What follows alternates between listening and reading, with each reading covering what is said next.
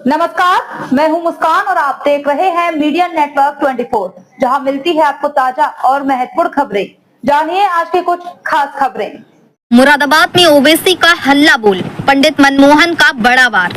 पंडित मनमोहन का मुरादाबाद की सड़कों पर तूफानी जनसंपर्क, समर्थकों की भीड़, घर घर जाकर कल की जनसभा में ज्यादा से ज्यादा संख्या में पहुंचने के लिए लोगों से अपील। 25 जुलाई यानी कल मुरादाबाद की धरती पर एक ऐसा राजनीतिक भूचाल आने वाला है जिसकी गूंज लखनऊ से लेकर दिल्ली तक सुनाई देगी। AIMIM के चीफ बैरिस्टर असाउद्दीन ओवैसी कल मुरादाबाद के ऐतिहासिक जामा मस्जिद पार्क में कदम रखने जा रहे हैं और इस जनसभा को ऐतिहासिक बनाने के लिए गाजियाबाद AIMIM के महानगर अध्यक्ष पंडित मनमोहन ने खुद मोर्चा संभाल लिया है।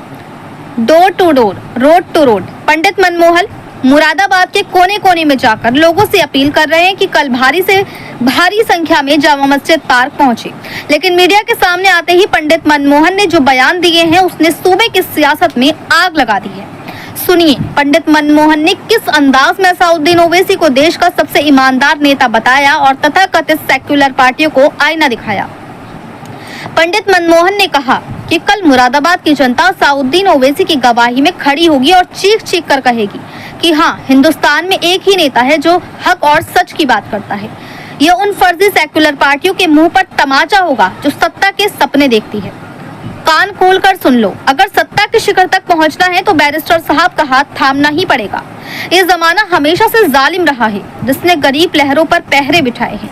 आज जो हमारे देश में शासन कर रहे हैं, कुर्सी पर बैठे हैं, वे ना हिंदू के हैं ना मुसलमान के हैं, वे सिर्फ और सिर्फ अपनी कुर्सी के सगे हैं।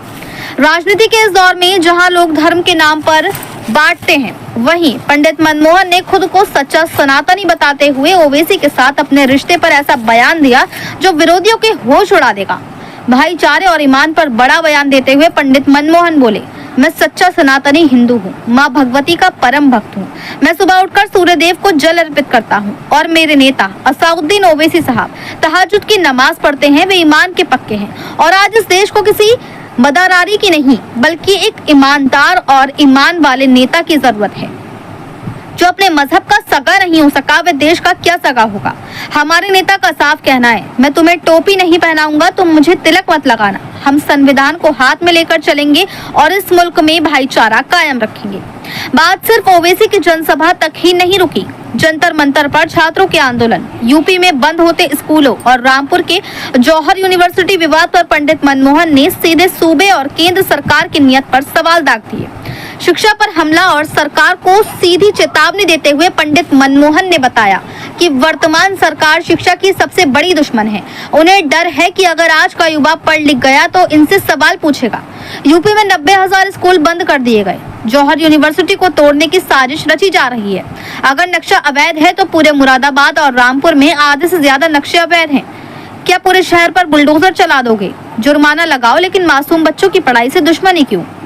तैयारियां पूरी हैं, तेवर सख्त हैं और मंच तैयार है। अब देखना ये होगा कि कल 25 जुलाई को मुरादाबाद के जामा मस्जिद पार्क में जब ओवैसी गरजेंगे तो इसका असर 2027 की राजनीतिक बिसात पर कितना गहरा पड़ता है।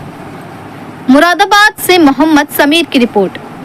पंडित मनमोहन झा गामा, गाजियाबाद महानगर अध्यक्ष, पूर्व प्रत्याशी साहिबाबाद विधानसभा। सर आज मुरादाबाद आए, जगह जगह जनसभा कर रहे हैं, क्या करेंगे मुरादाबाद? आज नहीं, 2-3 दिनों से मैं यहाँ हूँ और मुरादाबाद में हिंदुस्तान के सबसे ईमानदार लीडर बैरिस्टर असदुद्दीन ओवैसी साहब कल 25 तारीख को जामा मस्जिद पार्क पे आ रहे हैं।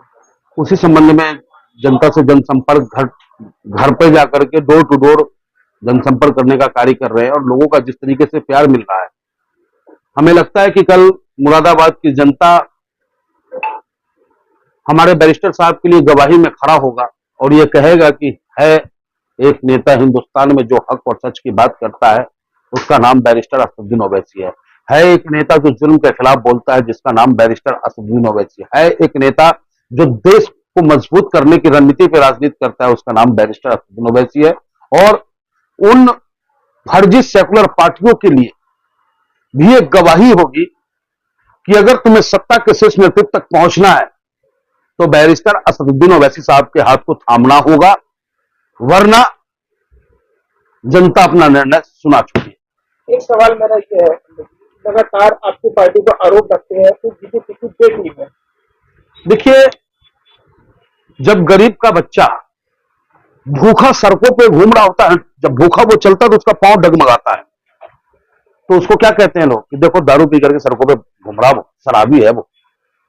और एक अमीर का बेटा शराब पी के घूम रहा है तो उससे ये कहा जाता है कि ये तो फैशन है। तो हमेशा से जमाना जो है जालिम रहा है, गरीब लहरों पे पहरे बिठाए हैं और समंदर की तलाशी किसी ने नहीं लिया। जिन्होंने लूटा सरेआम मुल्क को, उसकी तलाशी कोई नहीं ले रहा, कोई नहीं पूछ रहा।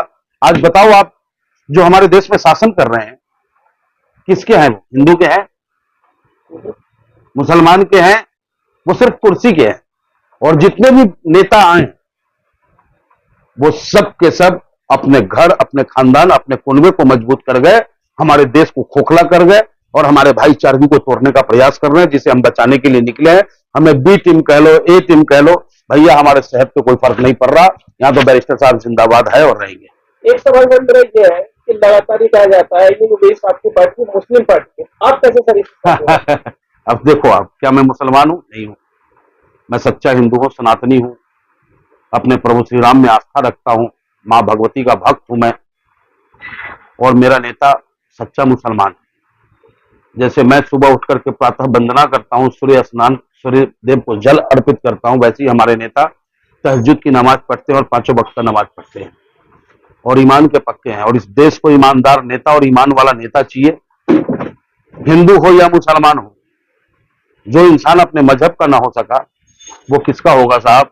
हमारा नेता हमसे कहता है कि मैं आपको टोपी नहीं पहनाऊंगा और आप मुझे तिलक मत लगाना, और इस संविधान को साथ लेके हम चलेंगे और देश को मजबूत करेंगे, भाईचारगी को मजबूत करेंगे। एक सवाल ये, दिल्ली में जंतर मंतर पर बच्चे देख रहे हैं। जी जी जी जी जी। देखिए, ये देश की विडंबना है और देश में जो वर्तमान में सरकार है वो नहीं चाहती कि हमारी नस्लें पढ़ लिख जाए, शिक्षा के दुश्मन है।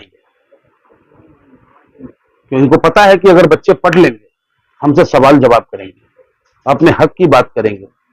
उत्तर प्रदेश में अब तक 90,000 स्कूलें बंद कर दी गई। जौहर विश्वविद्यालय को आप देखो, उसे तोड़ने की तैयारी है। अरे तुम वो कह रहे हैं नक्शा पास में पूरा मुरादाबाद आपको बिना नक्शे का तोड़ेगी। रामपुर, पूरा मुरादाबाद, पूरा रामपुर आपको वैध नक्शे पे बसा हुआ है, तोड़ देगी। अरे जुर्माना लगा दो, अवैध है। आपको क्या दुश्मनी है उन बच्चों से जो बच्चे पढ़ रहे हैं वहां पे? 3-4 हजार बच्चे पढ़ रहे हैं। बच्चों की कोई जाति नहीं होती है, छात्र की कोई जाति नहीं होती है। जयप्रकाश नारायण, अगर आपको याद हो तो याद करें, लोकनायक जयप्रकाश नारायण जो छात्र नेता रहे, उनके आवाज पे हिंदुस्तान के तमाम छात्र सड़कों पे थे और इंदिरा गांधी का शासन डोल गया था। और ये मोदी जी किस खेत के मूली? इनको मैं आपके चैनल के माध्यम से कहना चाहूंगा कि छात्रों को मत छेड़ो, शिक्षा से मत वंचित रखो। ये हम हिंदुस्तानियों का मूल अधिकार है। अगर इस पे आपने रोक लगाई तो आपको भागने के लिए जगह भी कम पड़े।